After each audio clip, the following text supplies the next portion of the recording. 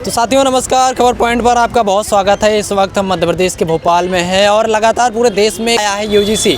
उसको लेकर के सवर्ण समाज के लोग विरोध कर रहे हैं और सरकार का पक्ष है कि इस बिल से जाति जो भेदभाव है, जिससे बच्चों को जातीय प्रताड़ना झेलनी पड़ती है कॉलेजों में, वो चीज़ें ख़त्म होंगी। सर, आपका क्या सोचना है इस बिल पर? नहीं, ये तो कोई बिल तो है नहीं, ये ना कोई कानून है, ये तो केवल एक नियम है। और उस नियम में तो ये पहले से नियम था। पहले नियम जो है सुझाव के तौर पर था, अब नियम जो है पूरी तरह से लागू करने के लिए, यूजीसी की स्वायत्तता को बढ़ाने के लिए ये नियम आया है। तो इसमें जो है किन्हें आपत्ति है? सवर्ण समाज को आपत्ति है। करणी सेना के लोगों ने आपत्ति दर्ज करवाई है कि कोई जिससे इस देश के अंदर ना कोई अवर्ण है ना कोई सवर्ण है, कोई संवैधानिक व्यवस्था है अवर्ण सवर्ण की। आप अपना कुछ भी नाम रख लो, या तो लोग सामान्य वर्ग के हैं या आरक्षित वर्ग के हैं, यही दो वर्ग संवैधानिक व्यवस्था है। तो इसमें अवर्ण और सवर्ण कहाँ से आ गया? ये तो अवर्ण और सवर्ण की बातचीत करना ही अपने आप में भेदभावपूर्ण है। ये एक को श्रेष्ठ और एक को अश्रेष्ठ बताता है। तो ये व्यवस्था के संविधान ने लागू की है।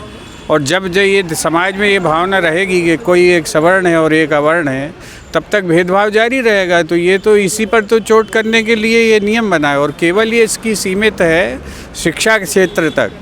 ये कोई कानून ऐसे सड़क पे थोड़ी लागू हो रहा है, शिक्षा क्षेत्र में कैंपस के अंदर लागू हो रहा है और वहाँ पर भेदभाव होता है।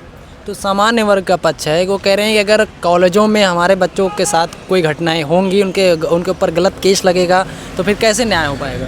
क्यों गलत केस लगेगा? उसी के लिए तो जो है कमेटी बनी हुई, उस कमेटी में वो जाएं, रिप्रेजेंट करें। और उस कमेटी में एक मेंबर तो होता नहीं है, 10 मेंबर होते हैं, अलग अलग जगह के लोग होते हैं।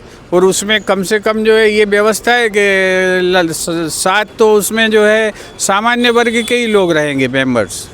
प्रोफेसर होगा, वाइस चांसलर होगा।